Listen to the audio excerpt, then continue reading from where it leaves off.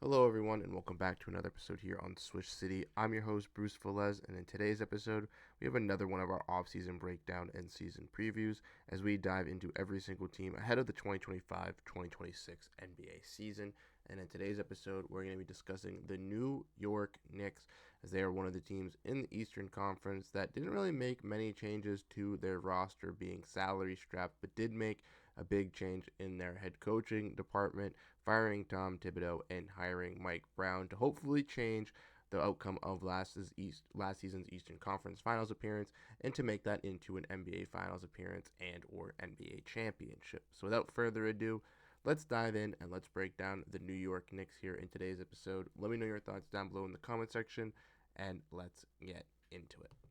And like I stated in the introduction, the Knicks didn't really make too many splashy moves, barely any big moves. They were really salary strapped with obviously trading for Mikal Bridges, not really having that many first round picks, having that flexibility, but also with having to pay Mikal Bridges this offseason. By doing both of those things, the Knicks kind of really strapped themselves into their salary here. And they did make some moves on the minor edges, bringing in some veterans, hitting on some two-way draft guys, and potentially bringing in some pieces, but they ultimately did lose a lot more, even though some of those players didn't really actually pan out and got some upgrades in their rotation. Hopefully strengthen their depth, and with Mike Brown being the head coach, utilizing that depth compared to Tom Thibodeau to be able to bring out the best in the New York Knicks. So without further ado, let's dive in and let's go over who the New York Knicks brought in for their additions first, as they made 4 signings this offseason. The first being Jordan Clarkson, coming over from the Utah Jazz. The last couple seasons, Clarkson hasn't been that great of a catch and shoot scorer, but the Jazz, obviously, as we know, have been tanking and ultimately may have not been playing Jordan Clarkson to his best abilities. I know last year he had a very, very inefficient season in which the Jazz were looking to move off of him but failed to do so. It ultimately led to him getting bought out by the Jazz as they seemingly just wanted to reset their roster and invest into their new younger players, trading away contracts like John Collins, Colin Sexton, and waiving Jordan Clarkson. For the Knicks, I think he is going to be a very, very solid addition for them into this guard room. Seemingly, when Deuce McBride, aka or Miles McBride, was struggling from 3-point land, they were seemingly a little bit weaker and still needed that offensive production. And I think Clarkson can provide that specifically in a veteran role. I also think for the New York Knicks, coming into some winning culture is definitely going to change his mindset and change his ability to be a better player for this New York Knicks team. And I think he's actually going to be a quality role player for this team this season and for the future as well. They also took from their Atlantic Division opponent, the Philadelphia 76ers, Gershon Yabusele, to play this backup center and power forward role, which I think is going to be very vital for the New York Knicks. As last season we saw with them not running the double big lineup and with Mitchell Robinson dealing with injuries, that there was some issues within their front court when that happened, with guys like Precious Achiuwa not being the best fit and Ariel Hukporti being just a little too young in that front court to really reach that true potential of being a dominant big when the Knicks need him most in the playoffs, as he was a former second-round pick. Therefore, I think adding Yabusele, who's a solid connective passer, but also not only that, just a solid catch-and-shoot shooter, space the floor, but also be an active rim protector, rim deterrent, and a shot blocker, I think is going to be nice for the Knicks to ultimately use when they want to depend on these lineups, giving Mitchell Robinson a little bit of a break and inserting Yabusele to complement Towns, but also when you need Towns, or if you need to give Towns a break, you could utilize Yabusele with Robinson as well.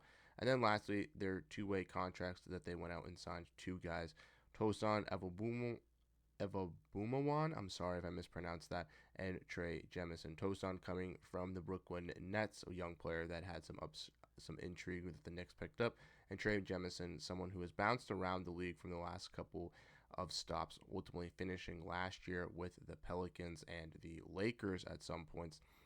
He is going to be going over into the New York Knicks to be another young piece that they can kind of buy in on as a two-way spot alongside their other player in Kevin McCullough Jr., who was on the team last year. 3 guys looking to play for the Westchester Knicks and ultimately try to make their spots into this New York Knicks rotation.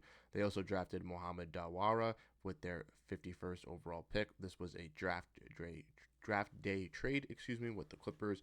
Dawara for Kobe Sanders. Dawara ends up going to the Knicks, going to be a solid filler in player into their depth of their front court, hoping to be a replaceable power forward for them, or just some additional depth for them as well. Don't really know much about Mohamed Diawara. I apologize, but if you know more about him, let me know down below in the comment section so I can do a little bit more research. But that being said, those are the players that the New York Knicks added. Some guys on the edges here and filling out some two-way spots with a second-round pick.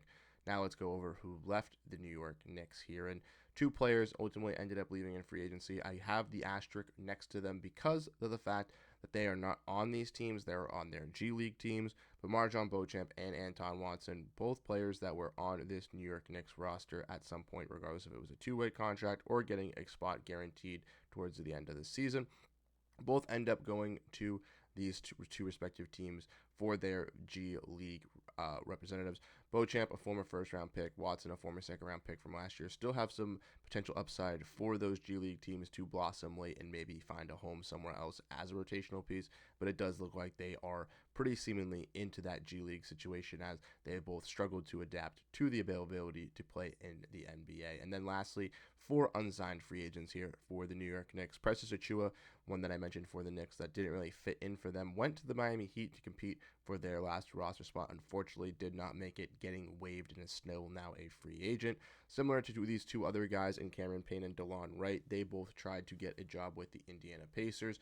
DeLon Wright getting first signed to a non-training camp deal, but with him not working out and Cameron Payne being available, the Pacers ended up waiving DeLon Wright to then sign his former teammate in Cam Payne to try to get him an opportunity. Unfortunately for Cameron Payne, the spot was not there due to the salary cap restrictions, and with the Pacers still having 3 guys on their two-way deals, looking impressive being on cheaper contracts, they looked to part ways with the veteran, leaving the only free agent still for New York that didn't have any options playing this year, and that is PJ Tucker. The veteran wing obviously was on a long-term deal signed with, I believe, the Clippers or the 76ers, then getting moved to the Clippers, then being stuck on the Clippers, then getting moved to the Jazz last year, ultimately before he was bought out, and he ended up on the New York Knicks as just a veteran depth piece and a locker room leader. Ultimately for Tucker, he does not find himself back here in New York with them still having their restrictions. It doesn't really make sense for them to add him on, but maybe later in the season could use him as a veteran locker room presence, as he could add that on the bench, as he is obviously a well-known vet. But at this point, Tucker is not signed. So with that being said, those are the players that left the New York Knicks. Like I said, not like they really lost much, just some end of the bench pieces, some guys that were filling in on veteran minimum contracts. Ultimately, I do think they did get better by adding those guys in Jordan Clarkson and Gershon Yabusele to really take over for these pieces alongside their internal development that I think they're going to have. I'm very excited to see where this New York Knicks team really does take off and set forward going into this year. So with that being said, let's look at their depth chart and let's go over where I think the New York Knicks will be playing a lot of their players. I think this is kind of not much of a speculation, but maybe it is. I think that Josh Hart will come off the bench. It is clear that Karl-Anthony Towns thrives at that power forward position, playing alongside a defensive-minded center when he is that defensive anchor, as we can tell with him not being a great defensive center, mainly on the offensive end, coming in when he was drafted as well. It's just not going to be the best, regardless of how deep the Knicks defense is and how individually talented some of their wings are. It's not going to be able to overcompensate in the front court what they're lacking in size and on the defensive rim with Karl-Anthony Towns playing there. So having Mitchell Robinson there and having hopefully Mitchell Robinson healthy for this season will be key for the New York Knicks, as they'll definitely need to utilize his effectiveness as a defender, a aggressive rebounder, and someone that can help out on Karl-Anthony Towns on the weak side. So that's why I think Josh Hart is going to resort to coming off the bench for this team, which would give you Jalen Brunson, Mikal Bridges, OG Anunoby, Karl-Anthony Towns, and Mitchell Robinson, a pretty star-studded starting 5 there. Obviously, Mikal Bridges just recently signing the extension this offseason, OG signing his extension last year. Both look to be those 3-and-D quality wings for the New York Knicks here going into the regular season and into the playoffs to be able to complement their bigs and star guard in Jalen Brunson, who's looking to be one of the better players in the Eastern Conference, obviously with Tyrese Halliburton and Jason Tatum going down. You can say he is the argument for the best point guard in the Eastern Conference, I think, alongside a guy in Cade Cunningham, and I think that battle this year is going to be very intriguing to watch, specifically with how dominating Jalen Brunson can be on the offensive side of the end, and especially with Cade Cunningham's rise as a superstar in this league. Then we look at this bench unit. We obviously see Miles Deuce McBride, who's been absolutely fantastic so far in the preseason, looking like another piece for the New York Knicks to be a vital key ingredient for their offense, regardless of how many times I've said that I've potentially liked them to use him as a tradable asset to get some more additional front court help. I do think his spark plug of a score off the bench is going to be very vital for this New York Knicks team, specifically with how many guards they do have on this roster. And then you keep going down. Jordan Clarkson going to be that's hopefully catch and shoot scorer that we once saw in the past with Utah, blossoming back here in New York. Josh Hart, that kind of switchable defender, being able to guard the small players, but also being able to take on those bigger bodies, I think is going to be a key intangible for this New York Knicks team. And ultimately, that true six-man coming off the bench, plugging in, playing wherever he is going to be needed, affecting the game on the offensive or defensive side. Gershon Yabusele going to be playing that backup power forward. We'll get some minutes as a small ball center as well, switching in with that three-man rotation with him, Towns, and Robinson. It's something I'd like to keep an eye on with Gershon Yabusele, as well as how available he is for this squad and what he's able to do with this team. I know for the 76ers, he was very available last year, and I think with the injury history to Mitchell Robinson, we could see a guy in Gershon Yabusele looking to be even better than what his contract was if he could fill that role in very solidly if Robinson does miss some time. And then lastly, Ariel Hukporti, I think he's going to be more the fourth string center, obviously with Yabusele kind of switching in, playing power forward and center, but he's a little bit of a rebounder, solid offensive guy, and maybe could blossom after the New York Knicks believing in him in his rookie year last year, being the former second-round pick. And then lastly, we look at the end of the rotation, Tyler Kolek and Pacome Dadier, two contracts that were potentially going to be used by the Knicks to sell to bring in some of these veterans that they had on Exhibit 10s. Unfortunately, or not unfortunately, just in general, the Knicks did not do that. Fortunately for Dadier and Kolek to at least remain on the Knicks, but we'll have to see where they really get to shine. Pacome being a solid defensive wing that can be used in some rotations, but with the Knicks going to be dominant, we'll have to see how well they want to use their youth. And then Tyler Kolek, obviously coming out of Marquette, a dominant point guard, someone that could be a good initiator and offensive creator. We'll have to see how he kind of competes with Deuce McBride, Jalen Bridges, Jordan Clarkson, Landry Shamet, because all these guys are obviously buckets as well. Landry Shamet getting that final contract here with the Knicks, the 14th one, competing with Malcolm Brogdon, Garrison Matthews. He's the one that doesn't end up getting waived from his Exhibit 10. Obviously had played with the Knicks a little bit last season and sees another return as a solid catch and shoot scorer off the bench, having some big playoff moments in the past. And then lastly, we have their second round selection, Mohamed Diawara, who I think is probably going to play the least amount of minutes on this team. Maybe could be used as a tradable asset, but also could be just used as some initial depth pieces for the Knicks here, just in their front court. So with that being said, that's the New York Knicks' ultimate depth chart going over their team. So where do I think they're going to finish in the Eastern Conference? Well, ladies and gentlemen, I have them finishing second here, just a little bit better than when they finished last year. Last year, obviously finishing third, but I do have them above teams like the Magic, Pistons, Hawks, Celtics, Pacers, and Bucks because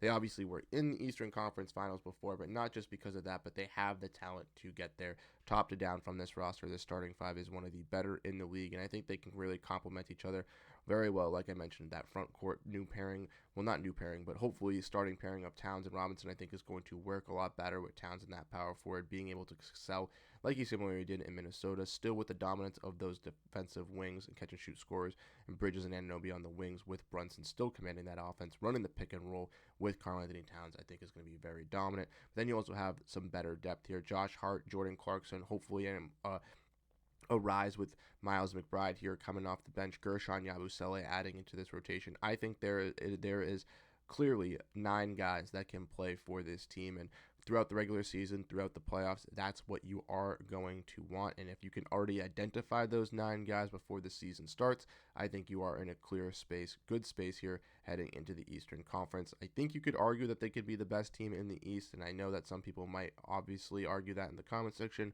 but ultimately me, I do think that the Knicks just are a little shy, even though I do like Mike Brown. I do think he is maybe not as much of a total upgrade over Tom Thibodeau, as they all have very similar comparative styles, coaching styles. I do think a guy in Mike Brown, one thing that's kind of gone unnoticed is how dominant his offensive was with the Sacramento Kings and their three-point shooting. the year that they were the number 3 seed in the Western Conference. And I think with Karl Anthony Towns having a head coach like that, it's not only going to bring out the best in him from his 3-point shooting as a big man, but we're also going to see some developments from guys like I mentioned, Deuce McBride, Jordan Clarkson. I think is going to get back comfortability, and even Miles Bridges, Mikal Bridges, and OG Anunoby having some good shooting seasons as well. I think we'll be able to take the Knicks into this top tier echelon of being number 2 in the Eastern Conference. They could definitely make the NBA Finals. They're definitely going to be a fun team to watch. And as a Boston Celtics fan, even though with us taking this gap year, I will say that the New York Knicks are going to put on some good basketball games, and I definitely will be tuning into them regardless if I'm not the biggest fan. So let me know your thoughts down below in the comment section, what you guys think about the Knicks offseason. Did you like it? Did you not like it? Ultimately, I think it was a W. They did get a lot better in the areas they needed to grow. Obviously, nothing substantial really majorly changing for the Knicks, but they could still make some more moves on the edges to increase their depth, or maybe one of these players doesn't really pan out. They could use one of those contracts to get some better role players to ensure that the Knicks have a dominant force here coming into the playoffs this year. But like I said, let me know your thoughts down below in the comment section on what you guys think. Really do appreciate all the love and support, and I'll catch you guys in the next video. Have a great rest of your day, and peace out, everyone.